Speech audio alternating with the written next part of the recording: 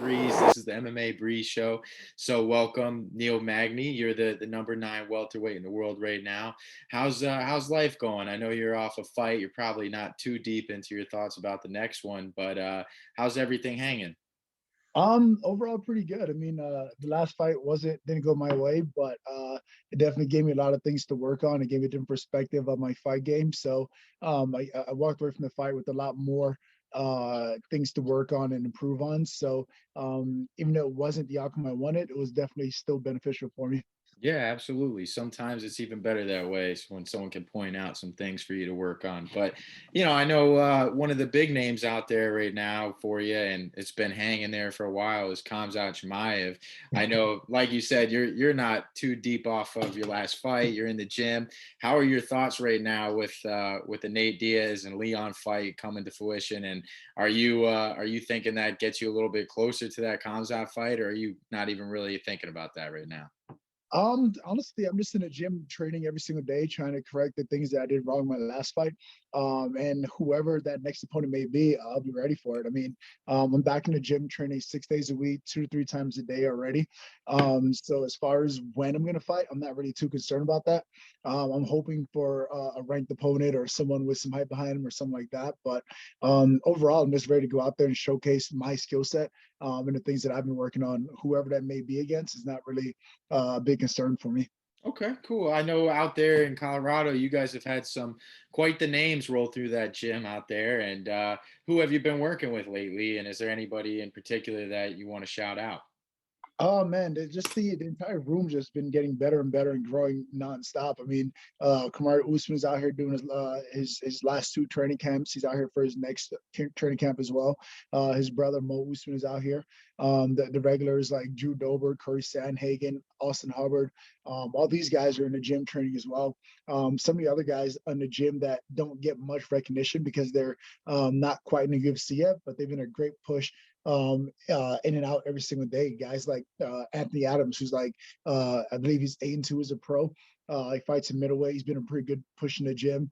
We have Lavelle Simpson in the gym, another guy who's been killing on a regional scene, ready to make a move up to the UFC any moment now. Those are the guys that's really been kind of pushing us every single day. I mean, those guys bring in their best in order to try to like show that they belong in the UFC, show that they belong in the big shows. So it's never easy round with those guys that are fighting on a regional circuit. They're bringing the best out of you every single time. Yeah, I talked to actually Drew Dober a few weeks ago, and he was saying the same thing that you guys have some studs right now that are on that regional level who are yet to make a splash. But it seems like you guys got some real talent out there. Usman, he's in your weight class. He's the champ. I know there's always a weird stigma with that. How has that been with him? We were working in your gym, and what's the rapport like with you guys? Have you guys done many rounds together? So honestly, him coming here has been an opportunity for me to grow immensely. I mean, and it wasn't necessarily like the rounds he and I do together, but more so finding out more about myself and being able to check my own ego. When he first came to the gym, I was kind of like, huh, what was he doing here? This is my place. These, you know what I mean? This is my home kind of thing. Yeah. I was a bit caught off guard by, but at the end of the day, the guy is the world champion at welterweight. He's considered one of the best in the world right now. So rather than look at him as being a potential threat or opponent or anything like that, I started shifting my attitude like, all right, cool. What can I learn from a guy like that who's in the same room as me? How is he training? How is he recovering? What techniques is he working on? That kind of thing, and just kind of pull that work ethic and that mindset over to my own personal game and grow from it that way. So having him in the room, even though we don't get to do many rounds together, just having him in the room and him being present allows me to really kind of focus on myself and focus on the growth that I need to do to get to where he's at. Yeah, right on. I love it. I love it. Yeah, you guys got some a lot of people in there. I know he left from Sanford because he had some boys there that he was that were climbing the rankings. What do you think right now about his upcoming fight though? He's got George coming up. It's a big controversy with the fans talking about if he really earned it or, if he's the guy to get the crack at the title. But what do you make of it and how do you see that fight playing out? I think it's a great fight. I mean, I like where Usman heads at. A lot of people like to consider George a journeyman or that kind of thing. But Usman's in a great mental place right now, where he's like being a journeyman in this sport is not a bad thing. I mean, not many people can survive in this sport at the high level for as long as guys like Masvidal has. So that speaks for itself as well. The fact that he's getting the title shot off a loss, I don't necessarily see that as being a bad thing. He was one of the few guys that was willing to step up and fight Kamaru Usman on about a week's notice or so. And he went out there, did his best, and fought to a decision. So, in my opinion, I definitely think Masvidal deserved that rematch. Just get his fair shake at the champ and see what he can do in a full training camp. So, overall, I think this is could be a pretty exciting fight. I mean, Jorge is the guy that can never kind of count out, so to speak. Like uh, he's not necessarily great anywhere, but he's good at everything. He's good at striking. He's good at wrestling. He's good at jiu-jitsu. He can hold his own no matter where the fight goes, and that always makes for a difficult opponent. So seeing these two guys get ready to go out there and do it again, I think it's gonna be an exciting matchup. Yeah, absolutely, absolutely. I know there's a couple people with matches right now in your weight class in that top 10 area, and there's a lot of people that don't have fights right now. What do you think about the other big one that's locked up right now though? Do you think with Nate and Leon, do you think that's kind of just Nate getting a crack at Leon because of his name and skipping the line, or do you think that Nate's a legit threat even at 170 and could possibly win that bout?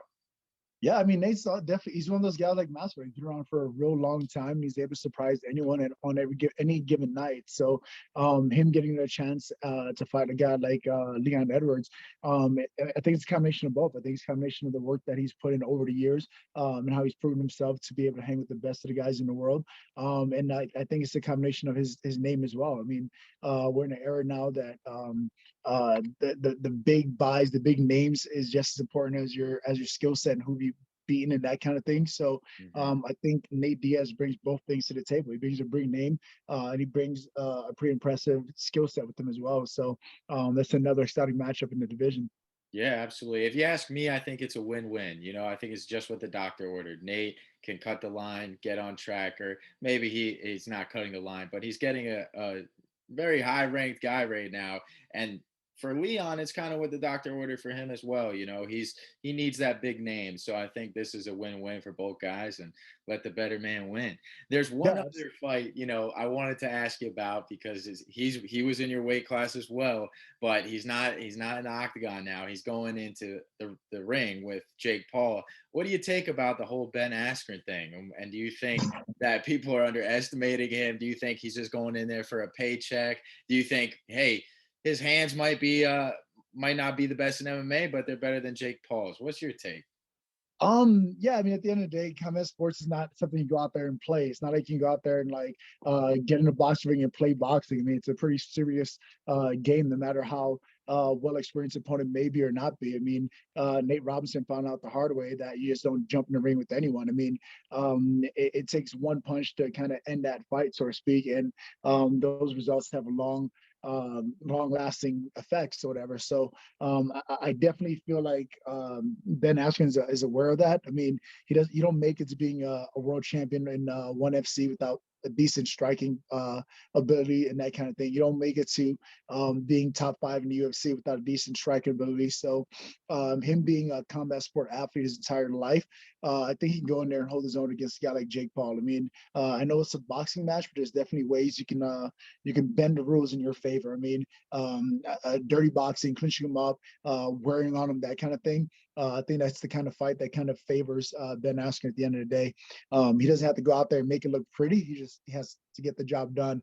And I think he can make this a long, grueling fight for Jake Paul. Yeah, I agree with that too. I agree with that. So I want to just quickly circle back to the Khamzat topic. You guys have been had a lot of great rapport going on, and Khamzat seems, his manager seems to have his eyes fixed on you. Is what's coming out is you seem to be the favor. I heard you say to James Lynch in one of your recent interviews that you struggle with grapplers, and at the same time I've seen you do very well in the grappling round. How do you think you match up to Kamzat's grappling, and does that scare you or threaten you at all, or do you think you're right in the mix as far as the full arsenal of jujitsu and wrestling goes? Yeah, I mean, a guy like Khamzat, his grappling doesn't bother me at all. I mean, the guy has a pretty good wrestling background. He did some time in international wrestling, represented Sweden, that kind of thing. So he definitely does have a pretty strong grappling background. But at the end of the day, like depending on the opponent that I fight, being on the ground is where I want to be anyway.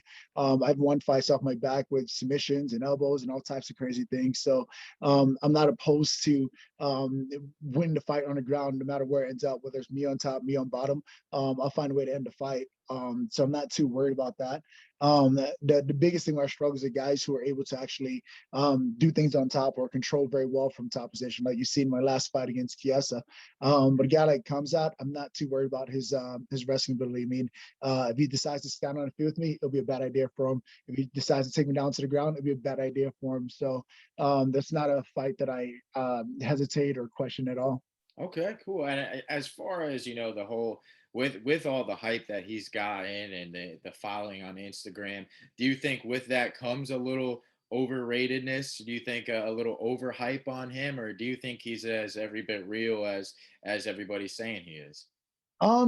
So it's a little bit of both. So as far as the opponents in the UFC has gone, like he's been able to handpick his opponents and he's made himself look very good because of it. But at the same time, you can't discredit what the man has done on the international wrestling scene and his experience there.